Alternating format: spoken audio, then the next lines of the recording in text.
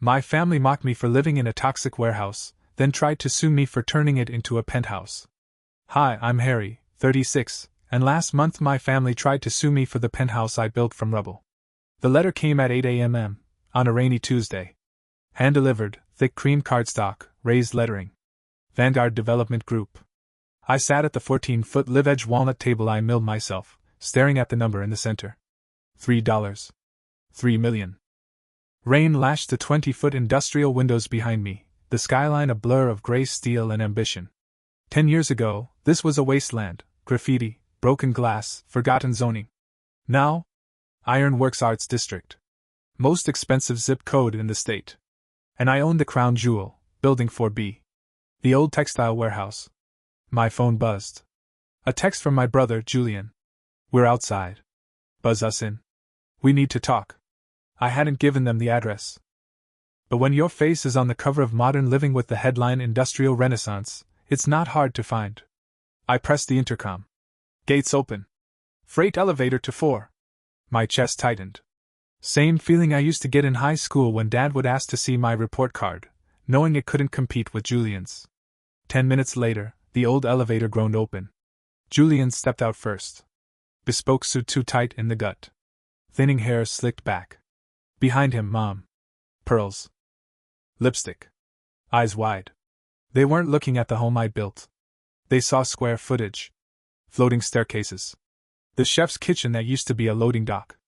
The bank vault I turned into a wine cellar. Mom whispered. My God, Harry, it's enormous. 4,000 square feet. I said, leaning on the kitchen island. Hello, Mom. Julian. Julian didn't say hello. Walked to the window. You have air rights? Yes. And commercial zoning variants for residential use. He turned, smiling that smile he used in job interviews and settlements. You lucky son of a. Luck had nothing to do with it. I said. What do you want? Mom walked over, ran her hand along the leather armchair. We just wanted to see you. We're proud. We saw the magazine. You weren't proud 7 years ago. Silence. You cried when the will was read. I added. Said Dad gave me a burden because he didn't trust me with money. Julian spoke. Dad left me the townhouse and the stock portfolio because it made sense. You liked projects. You got the warehouse. Yeah. The warehouse. Leaking roof. Soil contamination. Asbestos. Squatters. It had been worth less than the taxes on it. A financial death sentence. Harry, Mom said. Your father loved you. He didn't know the city would rezone the district. I didn't know either. But I knew how to work. I told them about the hazmat suit, the freezing nights, the 2 years I showered at the YMCA, the ramen noodles, the roofing I did myself with bleeding hands. Julian just gestured around him. Look at this. You're sitting on a gold mine. That's actually why we're here. He sat down. Didn't ask? I'm in a bit of a bind. I knew. Everyone knew. Julian had leveraged the townhouse to buy into that crypto exchange that imploded. The bank is looking to foreclose, he said. And Mom's retirement fund took a hit, too. We've been talking to a lawyer. I stared at him. There's a clause, he said, pulling a folder from his briefcase. About undiscovered value. We're arguing that Dad's appraisal of the warehouse was faulty. If he'd known what this place would become, he'd never have given it all to you. It violates the spirit of the will. I laughed. Once. You mean the will that literally said I give the warehouse to Harry, hoping he can make something of himself? Mom jumped in, frantic now. He didn't mean this. Not millions. Not luxury. Not success? I asked. They didn't answer. Julian slid the paper across my steel countertop. We want you to take out a mortgage, $800,000. Clear my debts. Secure Mom's future. In exchange, we sign away any future interest in the property. I looked down at the paper. They had this ready. They planned this. I'll give you my answer, I said. And I pointed to the door. Julian didn't move. I'm serious, I said. Get out of my house. You're being emotional, he said, standing slowly. This isn't personal. Oh, it's deeply personal, I replied. You turned down every call I made the first winter I moved in here. I asked for a loan. You laughed and told me to bulldoze it. That was tough love. No, I said, walking toward the door. That was a bet. You bet I'd fail. And now that I didn't, you're trying to claw back the winnings. Mom clutched her handbag like it might help her float above the confrontation. Harry, we're your family. Families help each other. You mean like I helped you when Dad died and you cried for 3 months, and I brought you groceries every weekend? Or like how Julian helped himself to the investment portfolio and disappeared for a year? You don't understand. Julian started. No, I said. You don't. You think I got lucky. But I ate rats in this building before it had heat. I risked my health scraping black mold off the walls. I pulled 100 pounds of rusted nails from the subfloor by hand because I couldn't afford a nail puller. I sold plasma to buy grout. And now, because I made it beautiful, because it's valuable, you want it back? Julian's face went red. We're filing an injunction. You won't be able to refinance, sell, or borrow against this place. We'll tie it up in court for years. He turned to the door. You're cash poor, Harry. You've got a big shiny box and nothing in the bank. I'll see you in court. The elevator rattled shut behind them. And just like that, I was standing alone again in the building I rebuilt from bones, with a legal war brewing over the deed. 3 days later, the lawsuit arrived. Plaintiff, Julian Miller and Ellen Miller. Defendant, Harry Miller. Cause of action, unjust enrichment and constructive fraud. They were accusing me of manipulating Dad into giving me the warehouse, claiming I had insider knowledge of the rezoning plans and withheld it from the family. Total fiction. But fiction that costs money to fight. I didn't flinch. I called Mr. Henderson, the retired zoning commissioner. He picked up on the third ring. Harry? Hell, son. Haven't heard your voice since you stopped harassing me every Tuesday about permits. I smiled despite the dread in my chest. Mr. Henderson, I said. Do you remember the Ironworks rezoning meetings from 8 years ago? Course I do. You were the only one who showed up. You and those 2 broke developers. City had tried to gentrify that area 4 times before. Thought y'all were crazy. Do you still have the attendance logs? I keep everything. Why? I need to prove the rezoning wasn't a secret. He chuckled. Wasn't even a plan. It was a pipe dream. You got lucky. No, I said. I got busy. Big difference.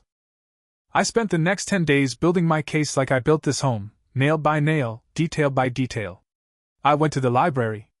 Dug through public records. Found city council transcripts where members laughed off the Ironworks proposal as unworkable. I printed every rejection letter I got from banks. I found the email where I begged Julian to co-sign a $25,000 roof repair loan. His response: not putting my name on that sinking ship. Good luck, bro. I smiled as I printed it out. I brought everything to Sarah, a property litigation attorney who ran her practice from a loft across the street.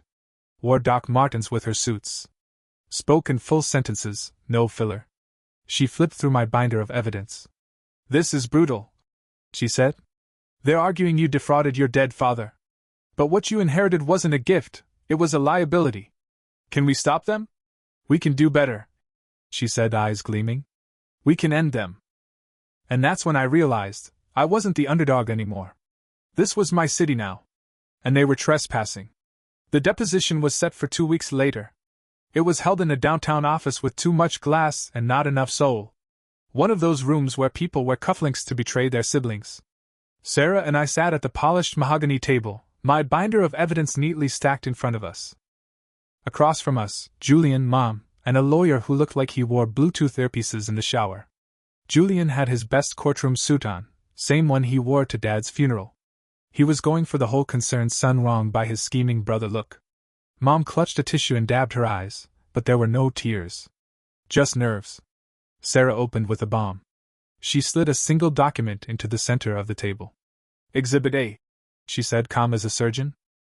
This is the environmental assessment of the warehouse at the time of inheritance. Julian glanced at it, then looked at his lawyer. His lawyer frowned and started reading. The building, Sarah continued, was classified as a brownfield site. Significant contamination. Estimated cleanup cost, $200,000. At the time, its market value was $150,000. She leaned forward. That means, gentlemen, that my client inherited an asset with a negative value. Technically, he took on debt by accepting it. Julian cleared his throat. That's creative accounting. No, Sarah said. That's federal law. The moment Harry accepted this property, he relieved the estate of a massive liability. Without him, the estate couldn't have closed without first paying for environmental remediation. That would have come out of your share, Julian. And yours, Ellen? She let that sit for a moment. In other words, you owe Harry 200 grand. Julian blinked. Come on, that's not how Dad intended. And we're not done, Sarah said, sliding another paper across the table. This is a letter of intent from Vanguard Development Group. Offer of purchase, $3, $3 million. Julian's eyes locked on the figure like it had gravity. Sarah smiled. But if you proceed with this lawsuit, the deal dies. Vanguard doesn't buy properties under litigation. So your own greed will torpedo your own case. Then she dropped the nuke. Here's our countersuit. Slander of title. Filing a knowingly frivolous lawsuit in an attempt to cloud the deed. And here. She dropped a thick folder. Is a petition to reopen the estate. Julian's mouth twitched.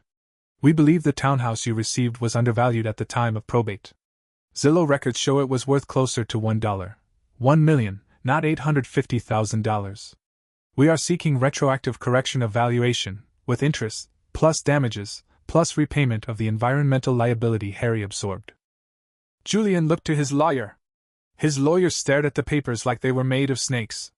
You didn't tell me about the contamination. He muttered. I didn't know. Julian snapped.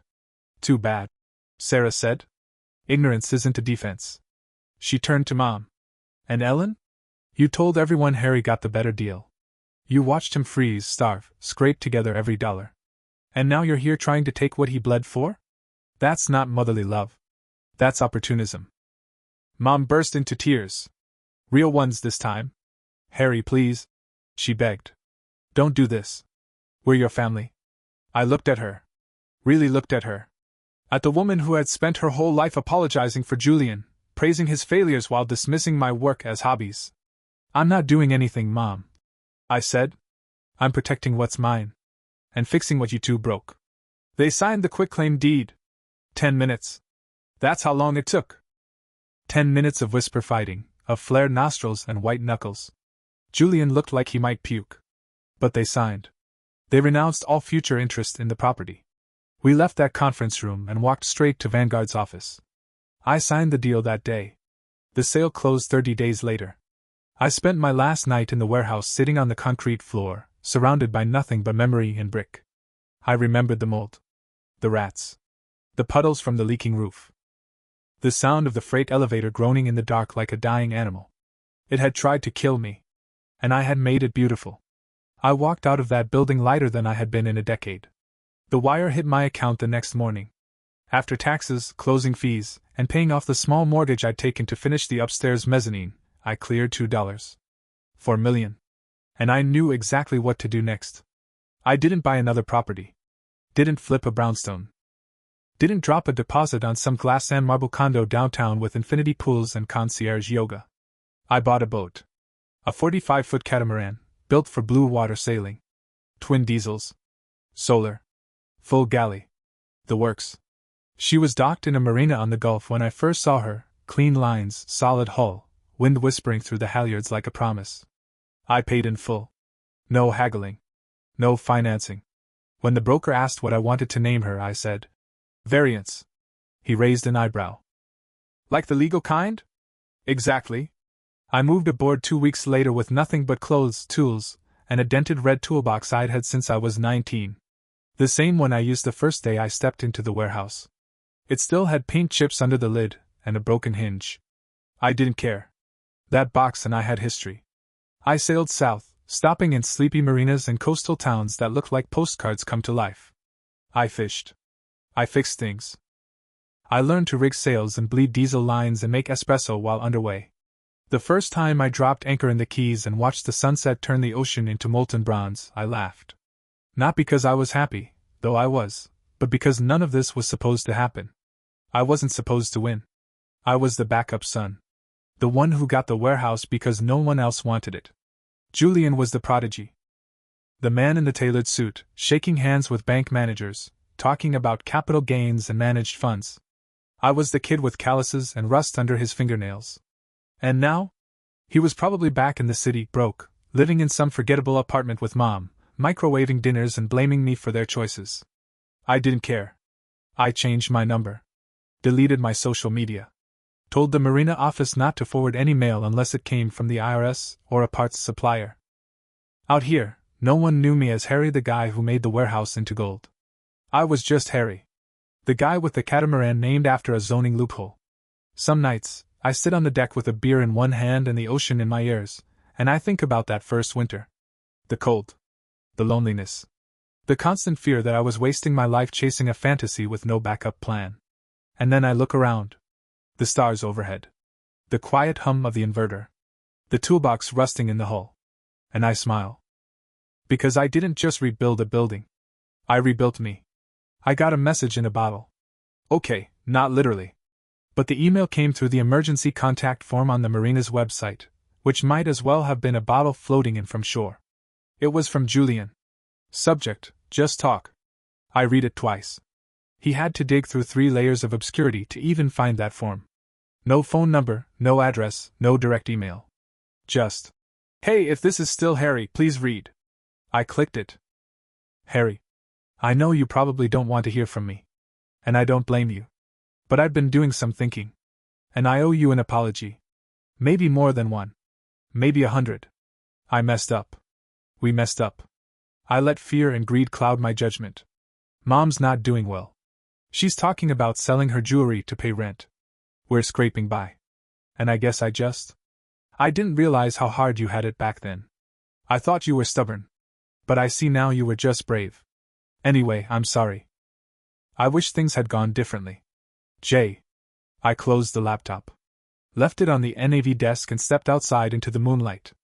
The sea was flat and black, the wind low, the rigging still. He was sorry. That was new.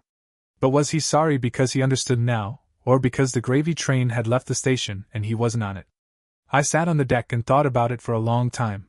When we were kids, Julian was always the one who talked. Smoothed things over. Spun stories. Made teachers smile even when he forgot homework. I was the one who stayed after class to clean up the science lab. He was charming. I was reliable. You only get so far on charm before the cracks show. Still, part of me wanted to believe him. That he'd grown. That he'd learned. But another part, the smarter part, remembered the look in his eyes across that deposition table. The calculation. The how can I spin this look. The same one he wore in high school when he broke Dad's watch and blamed me. People don't change. Not unless they break something big enough inside themselves that the old version can't survive. He wasn't broken. He was just losing. The next morning I replied, Julian. Thanks for the message. I appreciate the apology. I really do. I hope things turn around for you and Mom. I truly wish you well. But there's nothing left to discuss. Take care. Harry. No signature. No warmth. Just enough to say I heard him. And that it was over. I hit send, then pulled anchor. The variants cut through the early morning tide like a blade through silk, the sails filling with wind, the hulls humming with purpose. There are some those you acknowledge, then sail away from. And I had places to go. 2 weeks later, I was docked off a sleepy town on the Gulf Coast where the shrimp boats outnumbered the tourists, and the local hardware store still sold nails by the pound. It was the kind of place where no one cared who you used to be, only whether you could tie a proper knot or help patch a hole before the next storm rolled in. I liked it there. I kept to myself mostly, early mornings, late nights, boat work, sunburn. I learned how to clean barnacles off the underside without getting bit by anything venomous, and how to sweet-talk a retired electrician into helping me rewire my breaker panel for the price of a 6-pack. One afternoon, I was fixing the freshwater pump, again, when a voice called out from the dock. Excuse me. You the guy with the variants? I popped my head up from the engine hatch, grease on my hands, salt in my hair. She was in her 60s, tan, wiry, wearing a faded Coast Guard tee and polarized sunglasses. Looked like she'd once punched a hurricane just to make a point. Depends who's asking. Name's Marnie, she said, climbing aboard without waiting for permission. I run the charter fleet 2 slips down. Heard you're good with your hands. I blinked. I fix things, I said. She looked around at the clean decks, the freshly restitched sail cover, the coil of lines tied off with sailors' knots so neat they could be in a textbook. You build things, she corrected. I've got a 38-footer with a busted gen set and a plumbing nightmare. I'll pay. I didn't need the money, but I liked the way she said it. No pretense. Just work. The next day I started helping her. One job turned into 3. Then into 10. Word got out. Harry from Slip 41 knows what he's doing. Doesn't talk much. Doesn't overcharge. Just shows up and makes it right. Before I knew it, I was back in business. The unofficial marina fixer. Half the people assumed I was some retired boat engineer, which suited me fine. They didn't know about the warehouse. They didn't know about Julian, or courtrooms, or inheritance drama. To them, I was just Harry. A man with a calm voice and a ratchet set that had seen war. Marnie eventually asked me to help her teach a class, boat maintenance for first-time liveaboards. I said no at first. Then I showed up anyway, toolbox in hand. There were 6 people. One guy brought a notepad like we were in a college lecture. I walked them through the bilge system, showed them how to trace leaks, how to tell when a pump was lying to you, how to hear the difference between a happy motor and one that's about to scream. They asked questions? I answered. And I realized something. I missed this. Not the grind. Not the suffering. Not the years of fighting just to be taken seriously. But the building. The helping. The satisfaction of watching something broken come back to life under your hands. No suits. No signatures. No brother waiting to screw me from the sidelines. Just tools. And trust. And time. After class, one of the students, a nervous guy from Michigan with a leaky old trawler, asked if I'd take a look at his inverter. Sure, I said. Let's see what you've got. And just like that, a new chapter began. No blueprints. No fanfare. Just one man, one boat, and a second chance made of salt, sweat, and silence. The work kept coming. Quiet, steady, word-of-mouth kind of work. I never advertised. Didn't hang a sign. Just showed up when called, fixed what was broken, and moved on. I wasn't rich anymore, not by the world's standards. But I had what I needed. The catamaran was paid off. My expenses were low. And every day, I used my hands. Not for someone else's profit. For mine. One morning, I was knee-deep in a tangled bilge pump when I found something wedged behind the mounting bracket, an old washer, rusted almost to dust. I stared at it for a second. Didn't know why, but it hit me hard. Reminded me of those first weeks in the warehouse. Pulling metal scrap out of walls, trying to make something livable out of wreckage. And I smiled. Because this was the same story. Different stage. Same man. Still fixing. Still moving forward. And this time, no one could take it from me. It was a Thursday when I saw Mom again. Not in person. Not directly. I was walking past the little harbor cafe with a bag of boat parts when her voice stopped me cold. She was on a TV screen inside. Local news. A human interest segment. Former society matron rebuilds life after setback. There she was, sitting in a modest living room, all beige and throw pillows. Smiling like nothing had happened. Like we hadn't sat across a table while she tried to rob me blind. The reporter asked about her son. "Oh, Julian?" she said sweetly. "He's taking time to reset. We've learned to appreciate what matters, health, family, perspective." No mention of me. I wasn't part of the redemption arc. Just erased. I stood there for a long time, bag in hand, heart weirdly still. I wasn't angry. Not even hurt. It was like watching actors on a stage I'd walked away from. A story I used to be trapped inside.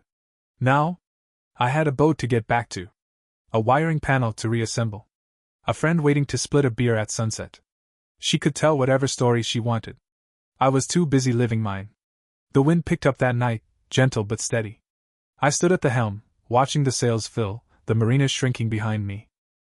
No plans. No destination. Just open water and a sky full of stars. Everything I needed was on board, tools, charts, coffee, quiet. I thought about the warehouse sometimes. The brick. The echoes. The version of me who once slept on cold concrete and dared to dream. He'd be proud. Not of the money. Of the freedom. Of choosing peace. I dropped anchor in a quiet cove with no name.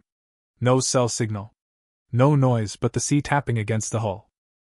I made coffee on the stove, sat barefoot on deck, and watched the sunrise bleed into the waves. There were no ghosts here. No lawsuits. No expectations. Just me. The man who took a warehouse no one wanted and turned it into a life no one could take. Not Julian. Not Mom. Not the past. I still have that red toolbox. Still fix things when they break. But now, I don't fix to prove anything. I fix because I can. And because I finally believe I'm worth keeping whole.